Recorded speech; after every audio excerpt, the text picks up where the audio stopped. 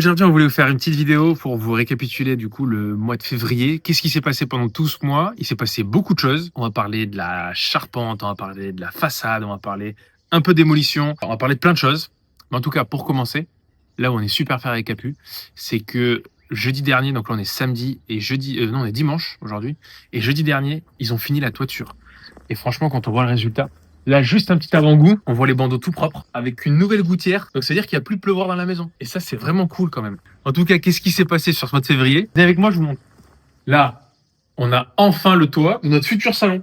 Faut toujours se projeter, mais on a le toit. À l'initiale, cette pièce était l'ancien chai de la maison, donc avec une charpente qui était complètement détruite. Maintenant, quand on commence à voir la nouvelle charpente installée, ça nous permet vraiment de se projeter, surtout qu'avec une vue du ciel, on voit littéralement le changement complet, et notamment le toit qui est en train de se construire sur cette partie de la maison. Et peut-être que le plus satisfaisant reste la vue depuis l'intérieur, puisque maintenant on arrive vraiment à voir la hauteur sous plafond.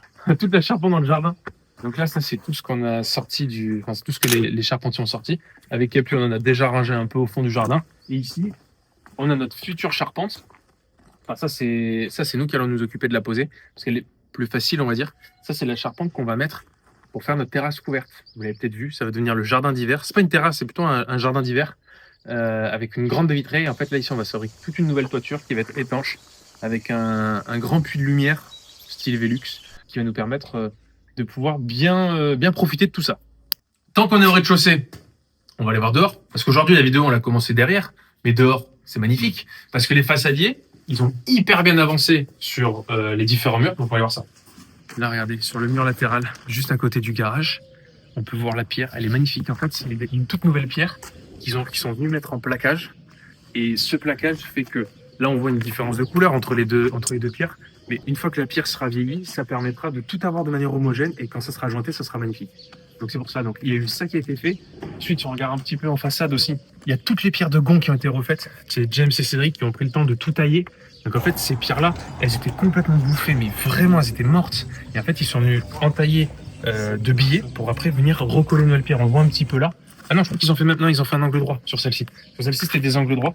Et après, ils sont venus tout tailler au chemin de fer pour que le rendu soit propre. Et quand ça sera jointé, ça sera magnifique.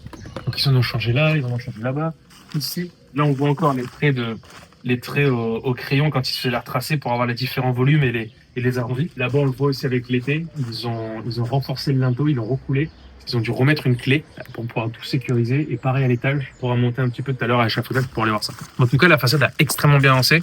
On discutait avec James et il nous parlait de finir la façade peut-être d'ici fin mars. Donc peut-être dans le récap de mars. Toute la maison sera jointée. On se donne rendez-vous dans un mois. Et maintenant, le Graal, vu de l'extérieur, c'est notre toiture. Parce que là, moi je le vois, vous ne le voyez pas. Mais moi je le vois. Et c'est beau. Regarde. C'est une toiture toute neuve. Elle est magnifique.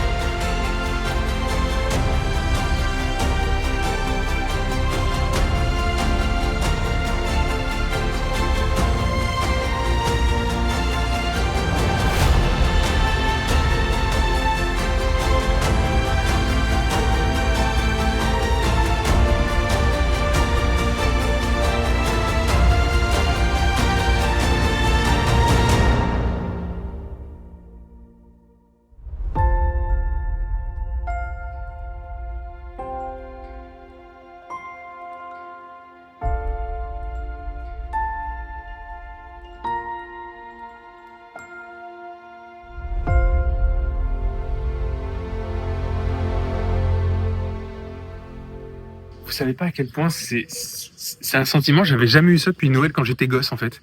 C'est un truc où on se dit, notre maison prend pas l'eau, c'est notre maison, c'est notre première maison. Et genre il y a une toiture toute neuve dessus, qui est étanche, la maison va plus prendre l'eau, c'est tout beau, c'est tout propre, ça repart pour 100 ans. Enfin, c'est le premier truc d'aussi neuf dans cette maison, et ça c'est juste exceptionnel. Enfin, on le voit, ils ont fait du travail déjà hyper propre. C'est du travail fait comme à l'époque. En fait, la charpente, la manière dont ils sont construites, c'est pas. Ils ont vraiment repris les manières d'époque et les histoires de masse en fait, parce que à l'époque, il y avait là on voit un petit peu la poutre de l'angle là. qui étaient prises dans l'angle et les charpentiers voulaient reprendre une sur la façade. Sauf que s'ils faisaient ça, ça changeait le poids de la charpente et comment la répartition était faite. En fait, ils ont repris comme à l'époque pour diviser les charges et comme ça nous permettait d'avoir vraiment toute une structure comme à l'époque. Donc les murs ont été habitués à quelque chose, ils ont reconstruit ça comme dans les règles de l'art de l'époque. Alors avec des poutres un peu différentes puisque là c'est du lamellé-collé. Avant c'était des gros bastins en chaîne. Donc là, la charpente elle est très belle à l'extérieur, mais elle est encore plus belle à l'intérieur. On se retrouve à l'intérieur. Regardez ça, c'est pas beau? C'est magnifique. Ça va être notre chambre. Ça va être exceptionnel. Et là, on voit toute la charpente est toute neuve. Et le pire, enfin pas le pire, mais le meilleur en tout ça, c'est tous les matériaux que les gars ont utilisés. Enfin, c'est de la qualité, quoi. Nous, on pensait qu'en fonction des prix, etc. Non, eux, ils ont pris de la volige calibrée. Donc, tout est de la même section. Elle est hyper propre. Il n'y a pas des nœuds partout dans le plein milieu. Enfin, c'est vraiment de la volige de qualité. Même les chevrons, les lamellés collés. Enfin, c'était des trucs exceptionnels. Et ils bossaient à une vitesse. C'était fascinant, c'était impressionnant. Donc là, on le voit, toute la charpente est toute neuve.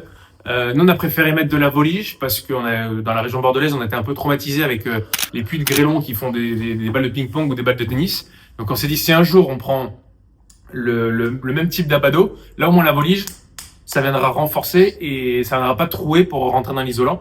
Donc ça fait au moins ça en plus. Et notre pare-pluie, au moins, il a un support, ce qui fait que s'il y a des fortes pluies et des grêlons, ça pourra pas trouer le pare-pluie. Ça, c'est l'avantage. La petite particularité aussi, ça, on en a pas parlé, mais c'est qu'on a fait tomber cette cheminée. Alors, tomber le conduit parce que il était vraiment pourri. La pierre était en train de s'effriter, c'était vraiment du sable. Donc, ils ont tout sorti. Ils sont venus à ras. Comme ça, nous, ici, on va pouvoir la masquer dans l'isolation. Et on gardera le foyer et le conduit en pierre pour le côté esthétique, mais le côté fonctionnel, il y aura plus besoin puisque c'est pas comme à l'époque où on avait besoin de cheminée dans les chambres. Là, maintenant, il n'y en a plus besoin. Et maintenant dans le bureau, et là on voit aussi la charpente, donc toute la charpente est de travers, mais ça c'est normal parce qu'en fait la maison est de travers, mais en fait tout est fait maintenant, tout est étanche, tout est fini, donc il y a plus d'eau qui peut rentrer, alors sauf à certains endroits où les poutres sont prises parce que il faut avoir de la refuite pour pouvoir les intégrer, donc là c'est le temps que James puisse combler ça, mais c'est pas très, enfin là voilà, à la fin du mois c'est fait, mais enfin c'est juste exceptionnel, nous on est comme des fous, juste à se dire on a un toit qui est fait sur la tête, alors pour plusieurs raisons on l'a pas fait nous-mêmes. On l'a pas fait nous-mêmes parce que en termes de délai, on allait mettre beaucoup plus de temps qu'un vrai charpentier. Eux, en 1 semaine et demie, ils avaient fait tout le toit. Enfin, c'est impressionnant. Alors que même, il y a des charpentiers qui nous disaient qu'ils en avaient pour 1 mois et demi. Donc, eux, en 1 semaine et demie, ils ont été hyper vite et trop bien. Enfin, très bien fait.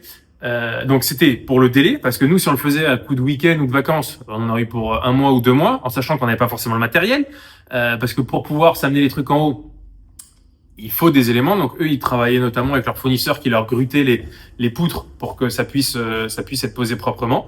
On n'avait pas forcément les compétences. Eux, ils savaient exactement poser une charpente. Ils savent comment faire la zinguerie. Ils savent comment faire les chéneaux. Ils savent vraiment tout faire proprement. Donc à chacun, comme on aime le dire souvent, à chacun sa zone de génie, à chacun son savoir.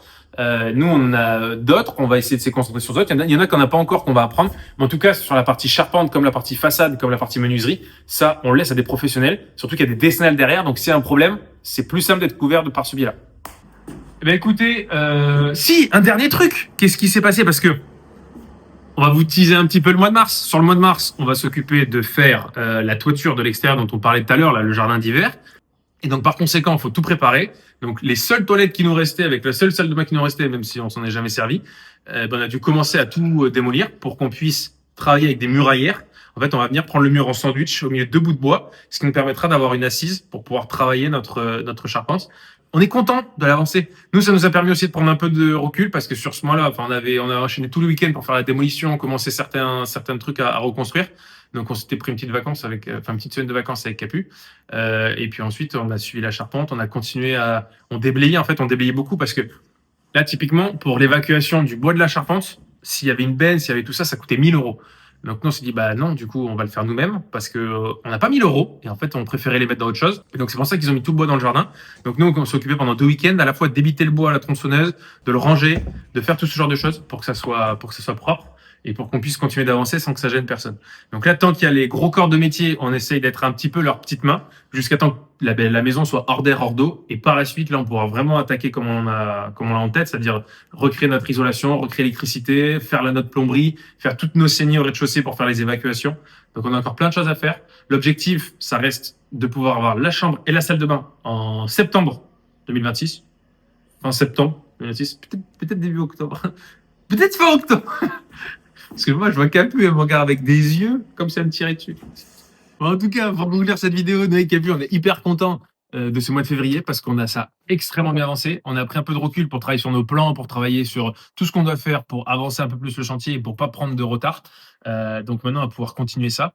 Semaine prochaine, on s'attaque à créer la toiture. Donc fin mars, on va avoir plein de nouvelles choses. Vraiment, le mois de mars, je pense que ça va être un beau mois. Celui d'avril va être encore un peu mieux, mais le mois de mars va être très bien. Donc si vous voulez continuer de suivre nos aventures et de voir l'évolution de cette maison au fur et à mesure, on essaye de faire une vidéo par mois de récapitulatif de l'avancée. Et en tout cas, n'hésitez pas à vous abonner, à liker la vidéo, à commenter aussi.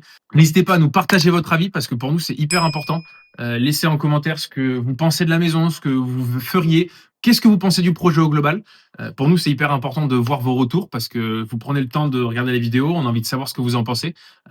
Et puis voilà, n'hésitez pas. Allez, ciao!